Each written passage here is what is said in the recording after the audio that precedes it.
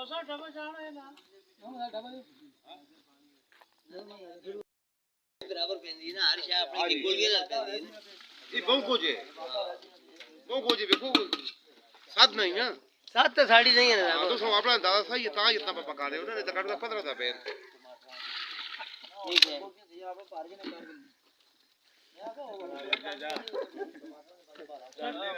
डाल कर डाल नहीं मन से बुलावा हां हां बिल्कुल देखो ना ये पार्टी भी ना खोल ना को तो ओए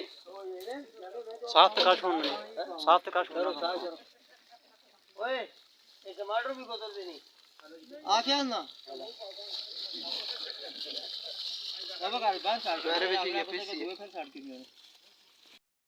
कोर मेरी नहीं सोचे नहीं तू ते माता कोर गला कर दे रहे हो कोता ए जान 10 बजे 9 बजे सोता है 9 बजे नहीं